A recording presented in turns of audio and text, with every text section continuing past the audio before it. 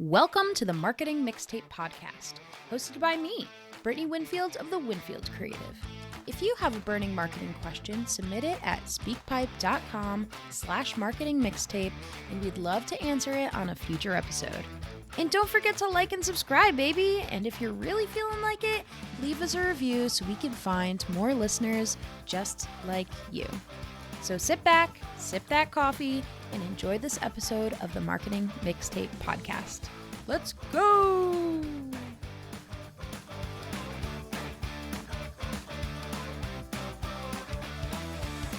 Hey, and welcome back to another season of the Marketing Mixtape Podcast. This is the podcast that breaks down social media strategy without the jargon, without the overwhelm.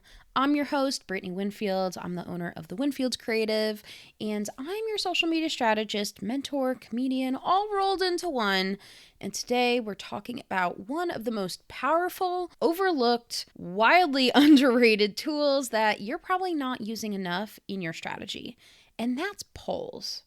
Not the kinds where you're voting somebody off the island like Survivor style. I'm talking about the kinds that get your audience to stop scrolling, to click a button, and actually interact with your content. Whether you're on LinkedIn, Instagram, or even sliding over to Meta ads, you can use polls to boost engagement, get audience feedback, and yes, even sell smarter. So let's get into it. First, I want to talk about why polls matter. And all of this is backed by data, because if you know me, yes, we're called the Winfield Creative, but I actually started as an Excel spreadsheet girly back in my old job. And so data is so key, especially when it comes to any type of marketing strategy, not just social media, really business strategy in general. You should be looking at data in order to elevate your already successful milestones rather than just throwing spaghetti at a wall and hoping it sticks. Before we get into the nitty-gritty of polls, I want to talk about why they matter. And yes, we're called the Winfield Creative, which means we've got all this funky branding going on, but originally I was an Excel spreadsheet girly in my old job, so I love data. Things that are backed up by data allow me as a social media strategist, and really whenever I'm creating any type of marketing plan, not just focusing on social media, looking at data is so important in order to work smarter and not harder. Yes, preach. So I wanted to make sure that you understand why we're talking about this today. So I took a look at Metricool's 2025 LinkedIn study. And if you have not heard of Metricool before, it's incredible. It is the social media scheduler that the Winfield Creative trusts and uses for all of our social media management clients. So when they came out with this study, I was super excited to see it in my inbox and immediately started to read it and break down the different themes that I saw in order to create more enhanced strategy for our clients. And in the study, Metricool found that polls itself had a 206% more reach than any other content format. Yes, 206% more reach. That means by just putting a poll as one of your posts, you can already increase the amount of viewers to that content. And yet less than, let me see if I can even get this number right. So 0.00034%. That is a dot and then 3 zeros before the 34% of posts are polls, which tells us that polls are successful, but they are not being used. They are underutilized, undervalued, but they do increase visibility if used. So that's like the equivalent of walking into a room of silent networkers and realizing that you're the only one actually asking questions. And people want to talk to you. They want to tell you more about themselves. Polls are conversation starters in disguise. Think about it. You're walking into your local coffee shop and they've got 2 tip jars sitting there.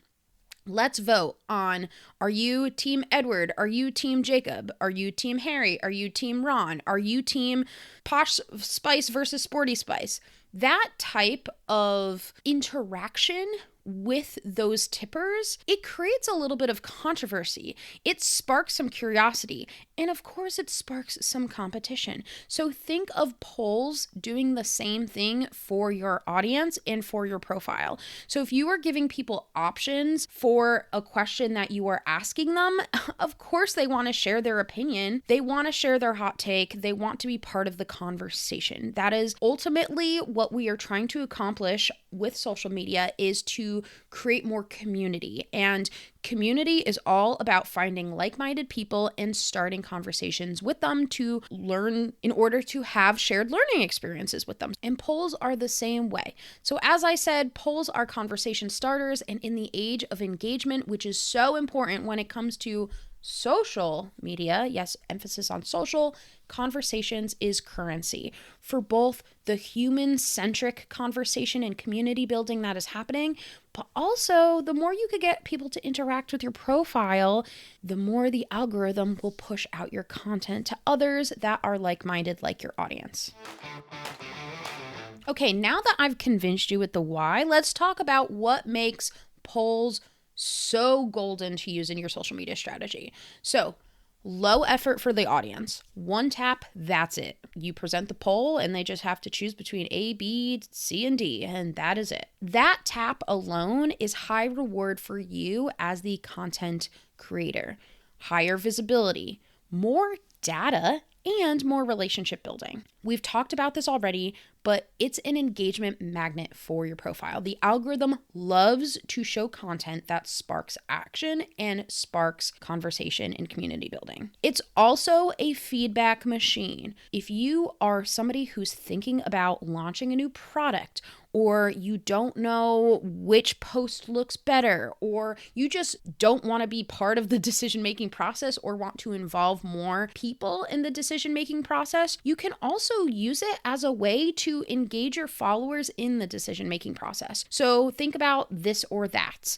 People have opinions. People love to state their opinions even when they're not asked, but when they are asked, they like to give it. So you as the business owner know that you can use these as kind of like digital focus groups. Wondering what to offer next? Ask your people. Give the people what they want. Literally. So that way you also know you're not creating a product that you're keeping only yourself in mind and not creating demand for the product. So this allows you to engage with your real audiences that they feel emotionally invested in the process, which gets them to a quicker buying decision process. So that way, when you're ready to put that course out there and start doing pre-sales for it, they already know about it because you've been giving them little teasers through these polls. Even if you're not giving them the logistics themselves, and you're like, hey guys, I have an idea, like, what do you think would be cool? A course on what? Let's say that was your original post. They know you've been working on something behind the scenes, but you're not giving them all the details. It's kind of like a spoiler, right?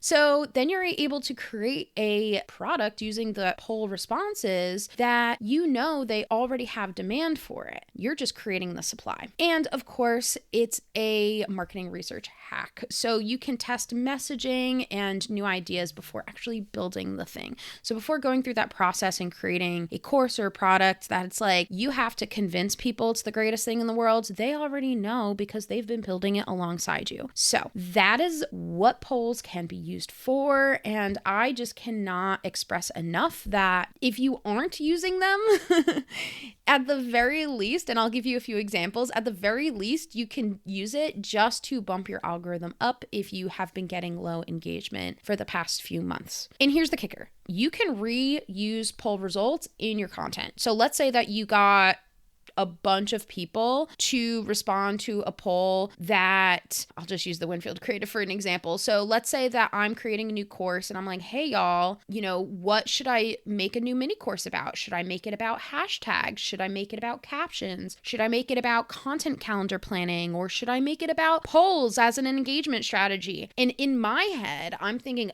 everybody wants a new mini course on polls. Why wouldn't they? Like, that's the hottest topic right now. but then 85% of the people are saying, give us something about captions, then you can share those poll results and repurpose them as content. So saying something like 85% of you said you struggle with captions, here's my 3-minute fix. So I see the problem because of the results. I create a solution, so a little freebie or a downloadable or something, and boom, the solution is a real script, boom, workshop topic, figured out for me on behalf of my audience who I know wants it. So let's talk about some examples that you can use in your own business.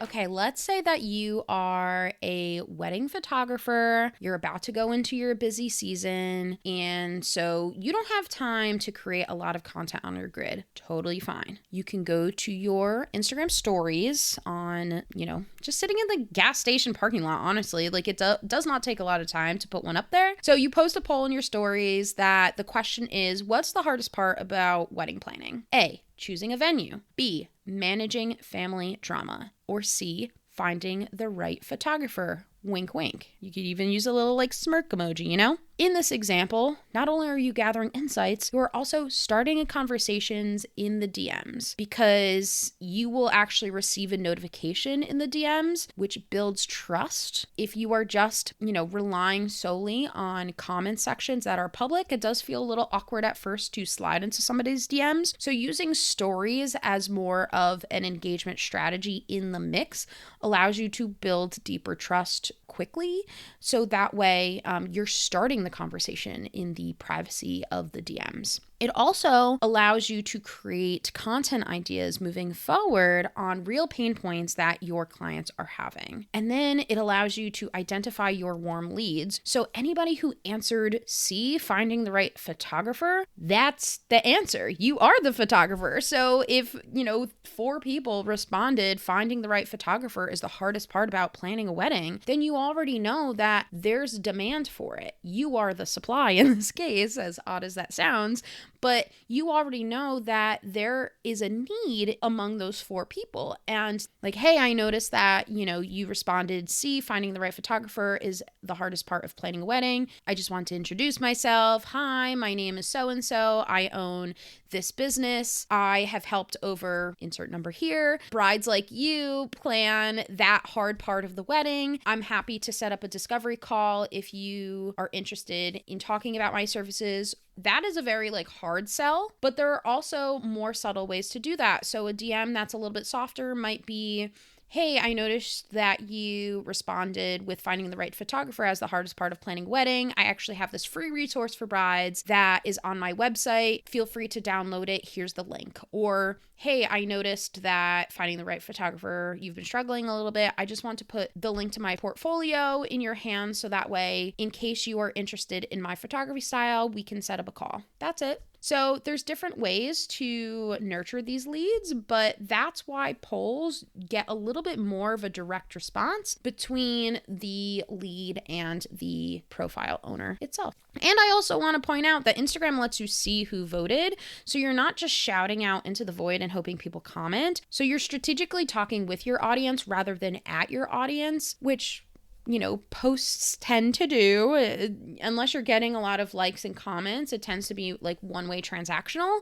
But this is a way to bridge that gap a little bit more and have just a little bit more of a personal content type that also doesn't take a lot of time to do. Okay, now I want to give a LinkedIn example just because there's a little bit of a different audience shift. Instagram example was very business to individual example, so B2C, business to consumer example. Now we're talking LinkedIn. So this is more of a business to business example, which is primarily the target audience of LinkedIn. So imagine you run a creative agency like myself and you post the following poll. Which content trend are you most curious about?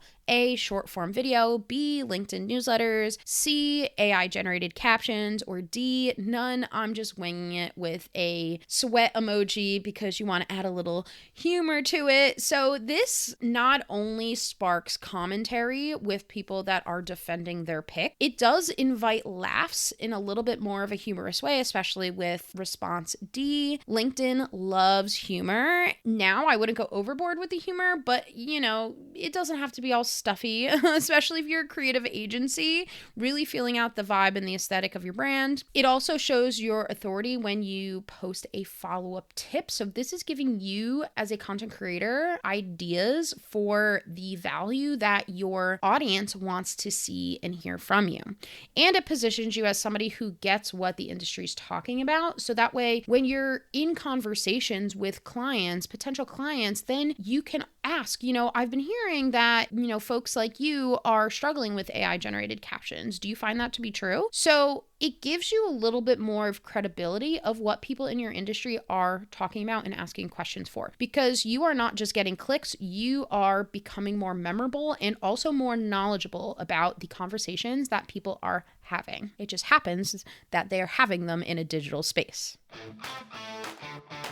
Okay, last but not least, I want to mention one more thing, that Meta ads, you can run ads that include polls. Yes, you heard that right. You can use polls in your Meta ad campaigns too. So if you're running an engagement objective on Facebook or Instagram, you can include an interactive poll. I'm going to just use this example again. What's your biggest content struggle? Is it A, I don't have time, B, I don't know what to post, C, I post and it flops. Now you're engaging with people who don't know you yet. You're warming them up in a non-salesy way, and you can retarget those people who interacted with you like magic. So you can get an idea of what their biggest content struggle is. You collect their information. You can then create a freebie or create an offer that with that information, you can reload that into your Meta ads campaign in the back end and create an audience for them and retarget them, whoever engaged with it. So that way it's like, oh, now I've got the solution to your problem that you identified. Or if you have the service now, there's even automated ways where if they select a certain answer, you can send them that freebie automatically through the DMs. So really, it's a strategy in order to nurture these relationships with real people. And that is my breakdown of what polls are. So let's talk about real quickly some actionable takeaways from this podcast episode. Takeaway number 1, I challenge you to use polls weekly in your Instagram stories or your LinkedIn. So I recommend choosing one day out of the week. So let's just say Fridays. You are going to post a poll every Friday on your stories. And I would even start simple. 2 option questions. Think of a yes, no. That's it. That's all it has to be. It could be something as simple as, how do you take your coffee? Really, something simple just to get you into the routine of starting to use them. And that is a simple example that people are very picky about the way that they take their coffee. So takeaway number 1, use polls weekly. Choose a day of the week, get used to using them. Takeaway number 2 in your action plan is following up with your poll results. Share the outcome and turn it into a post. You can either just share the outcome as a follow-up Instagram story if you are trying to save time in your content creation process. 3, and this is something that I religiously do, screenshot the data. It becomes social proof. Also, especially if you are getting feedback from people about an upcoming product or service that you're trying to offer, make sure that you screenshot them because these go away after 24 hours and you didn't want to, put all that effort into it to have those responses go into the void. Number 4, repurpose poll topics into videos, tips, or blog content.